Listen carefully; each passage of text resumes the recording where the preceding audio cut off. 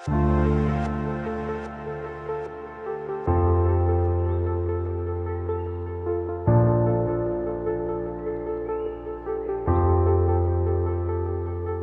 bendiga otra vez, mis santos hermanos.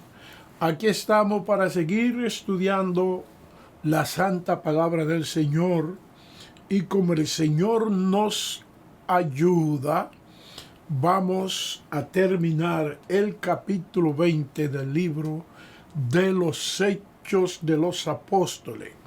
Para mí este capítulo es muy emblemático y yo voy a leer a manera de introducción al ministerio de San Pablo en Mileto los versículos 13 hasta el 16. Luego seguimos estudiando el resto. Nosotros, adelantándonos a embarcarnos, navegamos a Asón para recoger allí a Pablo, ya que así lo había determinado, queriendo él ir por tierra. Cuando se reunió con nosotros en Asón, tomándole a bordo, vinimos a Mitilene. Navegando de allí, al día siguiente llegamos delante de Quío, y al otro día tomamos puerto en Samos. Habiendo hecho escala en Trogilio, al día siguiente llegamos a Mileto, porque Pablo se había propuesto pasar de largo a Éfeso para no detenerse en Asia, pues se apresuraba por estar el día de Pentecostés, si le fuere posible, en Jerusalén.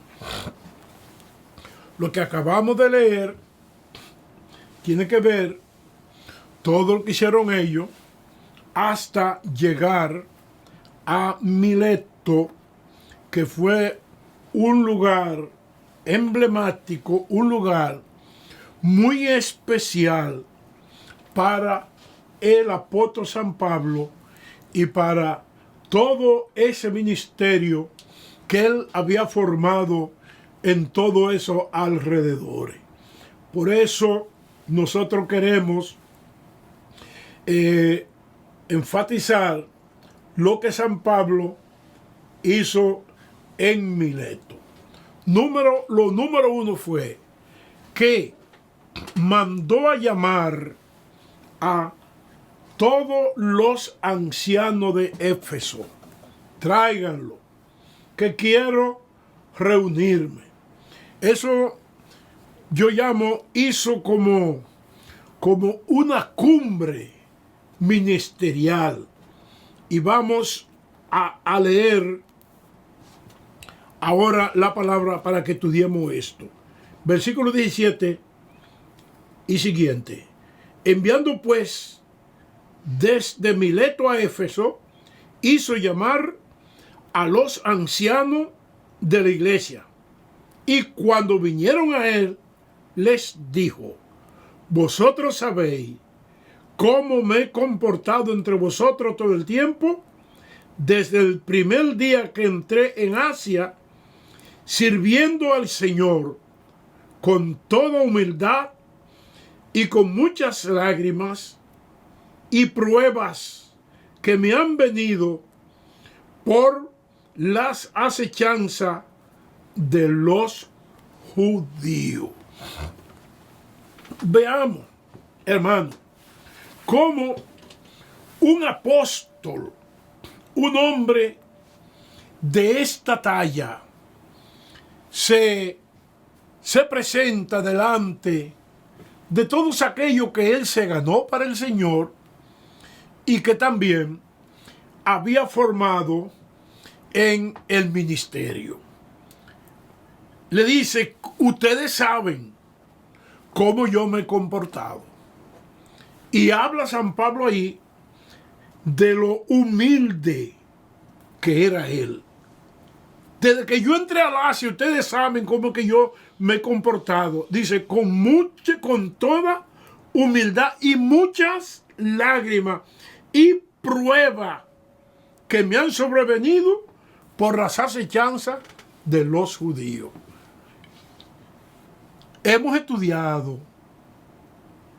hace semanas atrás, meses atrás, que San Pablo tenía un corazón muy fuerte y muy apasionado a favor de sus congéneres, de sus compatriotas, de sus hermanos.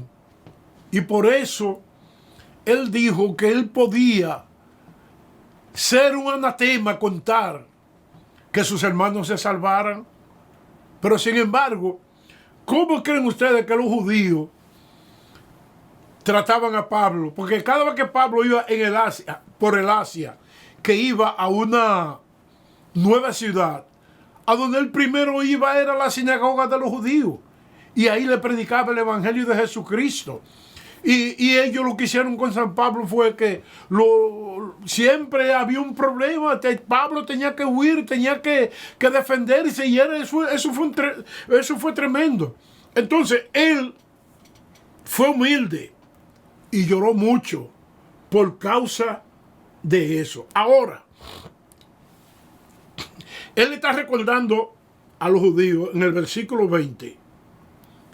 Y como nada que fuese útil, he rehuido de anunciar y enseñar públicamente y por la casa, testificando a judíos y a gentiles acerca del arrepentimiento para con Dios y de la fe en nuestro Señor Jesucristo.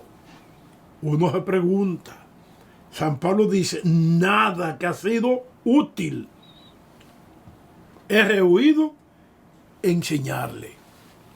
San Pablo dijo, nada que fuera útil he rehuido enseñarle.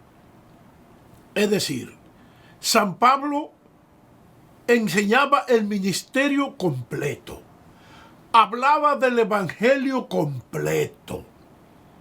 Pero él tenía en su predicación dos enseñanzas centrales.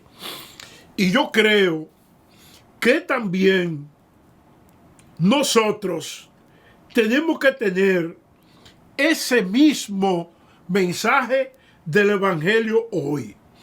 El versículo 21 dice, testificando a judíos y a gentiles acerca del arrepentimiento para con Dios y la fe en nuestro Señor Jesucristo. Señores, debemos seguir las enseñanzas de San Pablo. Hoy la gente no le gusta que le hablen de arrepentimiento. A la gente lo que le gusta es que le hablen de mensajes de superación personal. A la gente lo que le gusta es que le hablen nada más de prosperidad. A la gente lo que le gusta es que le testifiquen o le profeticen cosas buenas. Pero la Biblia dice, señores, cómo Jesucristo comenzó su ministerio. El Señor Jesucristo comenzó predicando cómo arrepentido y convertido, el tiempo está cerca. Arrepentidos y convertidos. San Pablo o San Pedro dijo que había que arrepentirse para que llegue en tiempo de refrigerio la presencia del Señor. De manera que por tener mucha gente en una iglesia no significa que las cosas van cambiando y que el reino de Dios está avanzando, ¿no?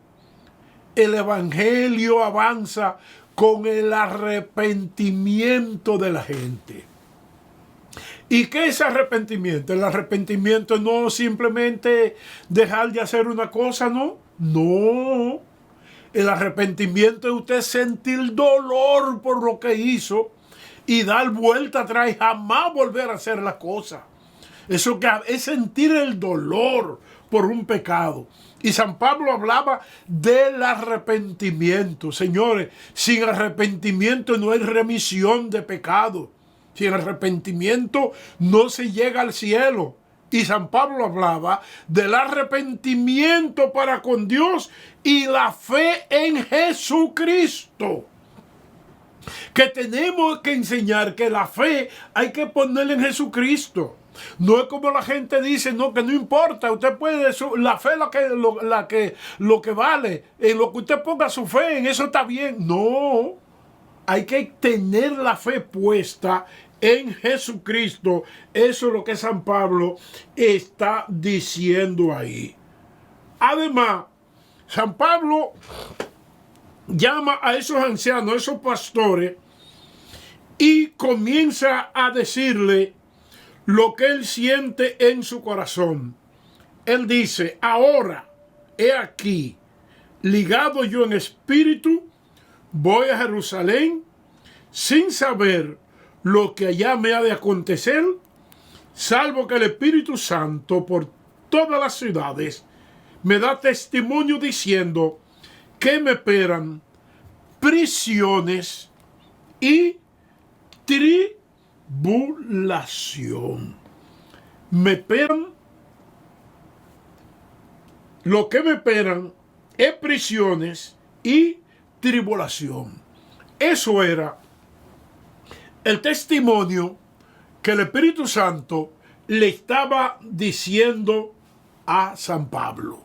Tú vas para Jerusalén, te espera esto, esto y esto. Ahora, ¿qué decisión había tomado Pablo al respecto? Si a usted le dice, mira, si tú vas a predicar a tal parte, te van a meter preso. ¿Qué usted hace? Ah, pues yo no voy. Si tú vas para Jerusalén, te van a meter preso, Pablo. Te van a azotar. ¿Y qué decía Pablo? No.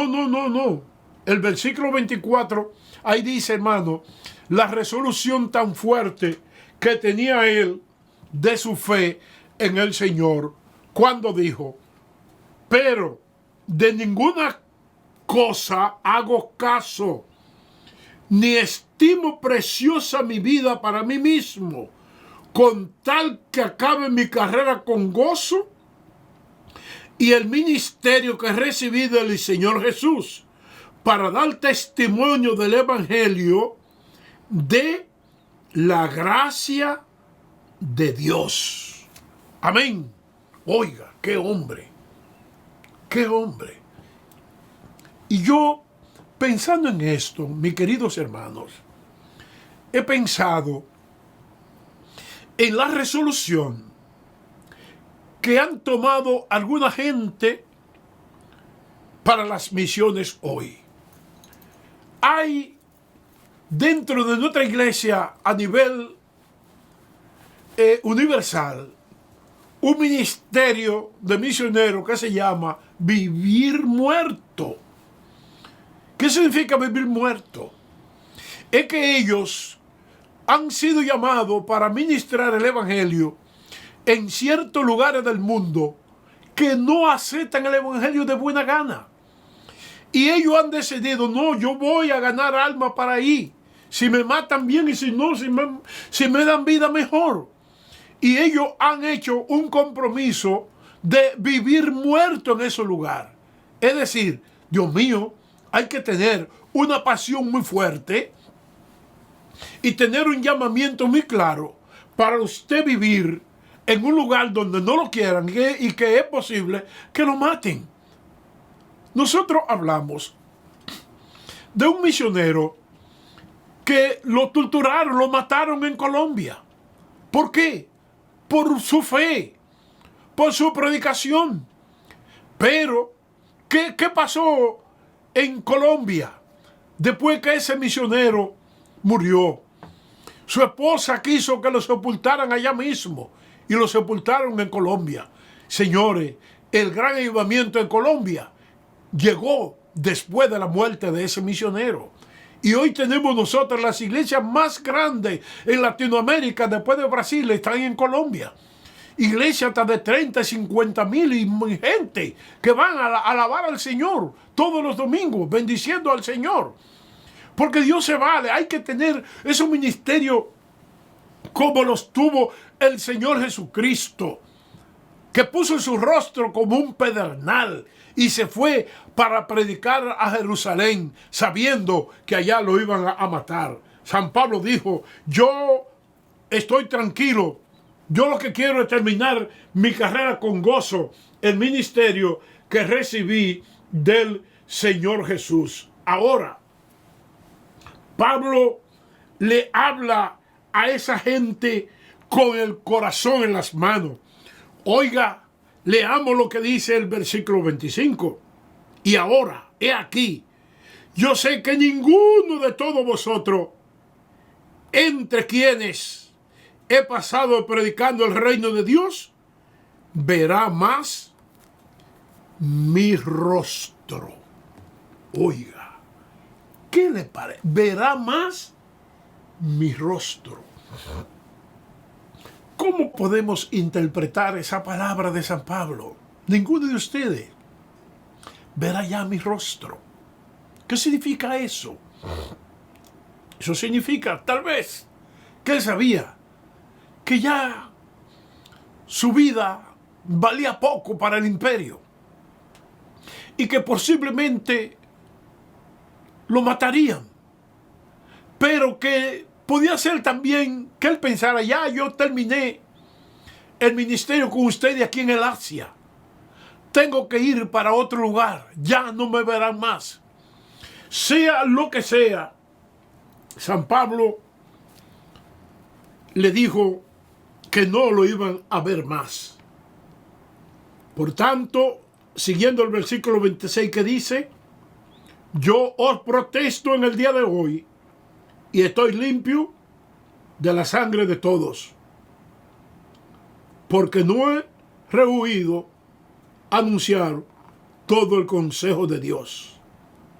Miren, por tanto, mirad por vosotros y por todo el rebaño en que el Espíritu Santo os ha puesto por obispo para apacentar la grey del Señor, la cual él ganó con su propia sangre. El cual él ganó con su propia sangre. Hermanos, San Pablo se está despidiendo de este pueblo de esta manera, de sus obreros. Esa palabra se parece muy bien cuando el juez Samuel se despidió cuando el pueblo de Israel no lo quiso.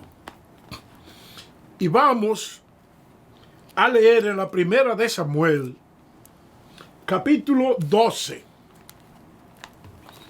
Primera de Samuel 12, los primeros 5 versículos, que dice: y dijo Samuel a todo Israel: he aquí, yo he oído vuestra voz en todo cuanto me habéis dicho, y os he puesto rey. Ahora pues, he aquí, vuestro rey va delante de vosotros. Yo soy ya viejo y lleno de cana, pero mis hijos están con vosotros, y yo he andado delante de vosotros desde mi juventud hasta este día. Aquí estoy, atestiguad contra mí delante de Jehová y delante de su ungido, si he tomado el buey de alguno, si he tomado el asno de alguno, si he calumniado a alguien, si he agraviado a alguno, o si de alguien he tomado cohecho para cegar mis ojos con él, y os lo restituiré. Entonces me dijeron: nunca nos ha calumniado ni agraviado, ni nos ha tomado algo de mano de ningún hombre. Y él les dijo: Jehová es testigo contra vosotros, Y su ungido también es testigo en este día, que no habéis hallado cosa alguna en mi mano. Y ellos respondieron, así es. Señores, uno se pregunta, ¿qué testimonio tiene San Pablo como lo tuvo Samuel cuando se despidió de ellos? Pero le dice a esos pastores, a esos ministros, tengan cuidado. Óigalo bien. El versículo 28. Esas son una palabra demasiado fuerte, hermano, para nosotros los que somos pastores, los que estamos en este ministerio. Por tanto, mirad por vosotros y por todo el rebaño en que el Espíritu Santo os ha puesto por obispo para apacentar la iglesia del Señor, la cual él ganó por su propia sangre. Porque yo sé que después de mi partida entrará en medio de vosotros lobos rapaces que no perdonarán al rebaño. Y de vosotros mismos se levantarán hombres que hablen cosas perversas para arrastrar tras sí a los discípulos. Por tanto, velad, acordando que por 3 años, de noche y de día, no he cesado de amonestar con lágrimas a cada uno. Y ahora, hermano, os encomiendo a Dios y a la palabra de su gracia, que tiene poder para sobreedificar y daros herencia con todo lo santificado. Ni plata, ni oro, ni vestido de nadie he codiciado. Antes vosotros sabéis que para lo que me ha sido necesario a mí y a los que están conmigo, estas manos me han servido. En todo os he enseñado que, trabajando así, se debe ayudar a los necesitados y recordar la palabra del Señor Jesús cuando dijo, más bienaventurado es dar que recibir. Señores, este consejo directo a los obispos o pastores, veamos algunas cosas importantes que estamos estudiando. Él le dice a los pastores, a esos obispos, ¿quién lo puso a ustedes por obispo? Él dice, el Espíritu Santo es que los ha puesto por obispo. ¿Y cuál es el oficio que debe tener ese obispo? Dice ahí, apacentar la iglesia del Señor. ¿Y quién fue que ganó esa iglesia? Dice, la ganó Cristo con su propia sangre. Pablo tuvo por seguro lo que iba a pasar en la iglesia. Wow, hermano. Esas son cosas que uno tiene que decirlas, pero que están en la Biblia ahí. Él dice, porque yo sé que después de mi partida, después que yo me vaya de aquí, vendrán entre ustedes lobos rapaces, vendrán lobos rapaces que no perdonarán al rebaño, y que de ustedes mismos se van a levantar hombres que hablen cosas perversas. San Pablo dijo eso, y uno, Dios mío, con el corazón en la mano, estudia eso y dice, ¿cómo es posible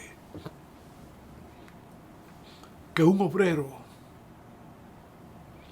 haga cosas inicuas para pervertir una iglesia y llevarse los discípulos detrás de él? ¿Cómo es posible que hayan lobos entre nosotros. Jesucristo, en Mateo capítulo 7, versículo 15. Guardaos de los falsos profetas que vienen a vosotros con vestido de oveja, pero por dentro son lobos rapaces. Lo dijo el Señor. Y ahora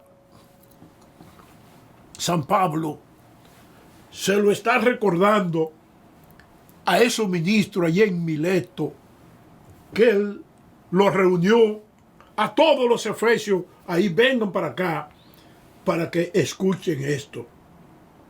Y uno se pregunta, ¿es posible que dentro del ministerio cristiano hayan ministros así?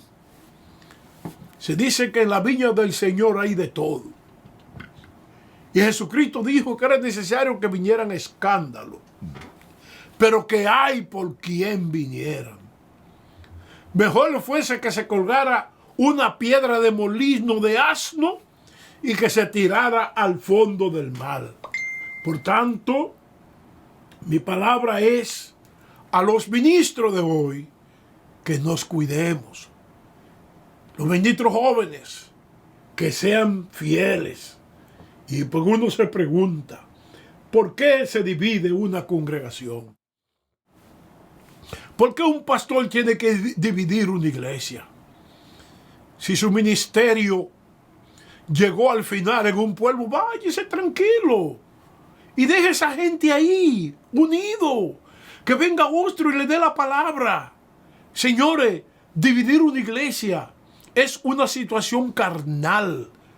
Es una cuestión de la carne. Está Cristo dividido. Uno dice San Pablo, yo soy de Pablo, yo soy de Cefa, yo soy de Apolo. Y otro dice, yo soy de Cristo. ¿Y cuál era lo que estaban mejor? Ninguno de los cuatro estaban bien, de los cuatro partidos. Porque Cristo, la iglesia de Jesucristo, no le pertenece a nadie. Mire, y se lo estoy diciendo yo. Yo soy pastor hace 54 años. Y yo no tengo una iglesia que diga, no, esta iglesia es mía, esto yo lo hice. Yo no he hecho nada. Dios en mí que nos ha ayudado. Hermano, las almas son del Señor. Ministros del reino. Las almas no son nuestras, son del Señor. Por favor, no dividamos ninguna iglesia, que eso no es de Dios. No es de Dios. Alguien una vez dijo que cuando la iglesia se divide en eso de Dios, porque entonces el reino se avanza más y más se predica. Digo, no, esa no es la voluntad de Dios, es una voluntad satánica. Una iglesia cumple su ministerio cuando apoya a la gente que Dios llama al ministerio. Por ejemplo, ¿qué dice la Biblia cuando estudiamos en el capítulo 13 del libro de los Hechos?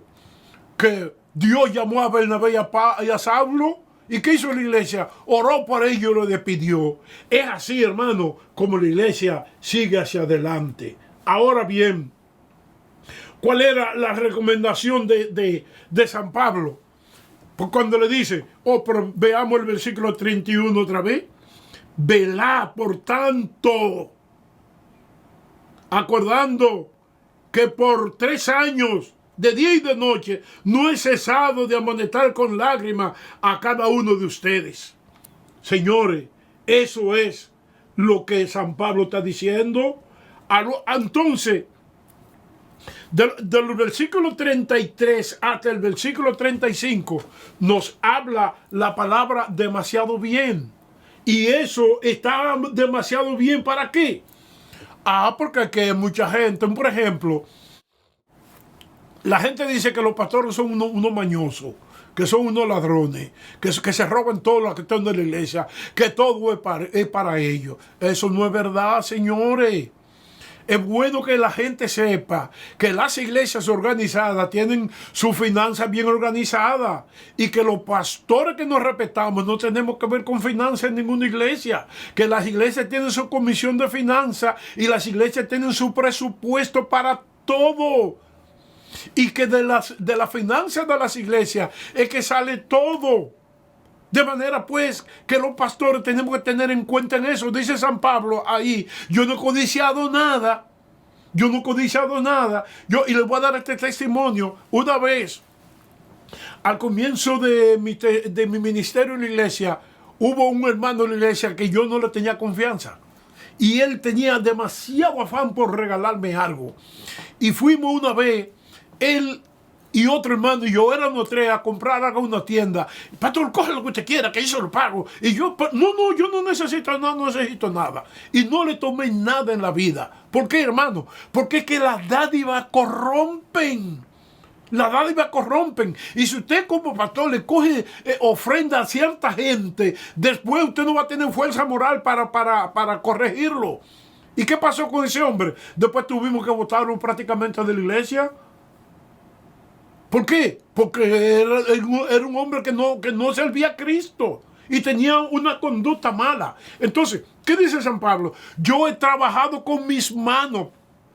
Porque como le decimos, San Pablo era un predicador, un misionero bivocacional. Él vivía de las ofrendas que le daban las iglesias, pero también cuando no había ofrenda para las iglesias, él se fajaba a hacer su tienda ahí y con eso él se sustentaba. Yo he sido pastor durante 54 años y por muchos años de mi vida yo he tenido que trabajar para mantener mi familia porque las iglesias eran pobres y no me daban. Y dije, yo no voy a dejar que mi familia se muera de hambre por yo no trabajar. Y yo trabajé mucho. Amén. Y ayudaba a los hermanos, ayudaba a la iglesia. Así somos los obreros del Señor. De manera pues que Dios nos ayude y nos bendiga. Porque, ¿qué pasa, hermano? Los versículos del 33 al 35 son una buena base para el ministerio de hoy. ¿Qué cree usted de los obreros de las iglesias pequeñas? Ajá, tiene que fajarse a trabajar para sustentarse. Ahora, cuando la iglesia tiene finanzas suficientes, ya el pastor no tiene que estar buscando otra cosa, sino dedicarse por completo a ella. Y finalmente, para despedirnos ya de este estudio bíblico, ¿cómo fue la despedida? ¿Qué cosa hicieron? ¿Qué fue lo que más le dolió a los ancianos allá en Mileto? Dice la palabra del Señor, los versículos 36 al 38. Cuando hubo dicho estas cosas, se puso de rodillas y oró con todos ellos. Entonces hubo gran llanto de todo, y echándose al cuello de Pablo, le besaron, doliéndose en gran manera por la palabra que dijo, de que no verían más su rostro, y le acompañaron al barco. Que Dios nos bendiga, que Dios nos ayude. Mire cómo fue la despedida de este hombre con esa cumbre ministerial, para que vean cómo se hace un siervo del Señor que ha gastado su vida en la predicación del Evangelio. Que el Señor lo bendiga, que Dios nos bendiga.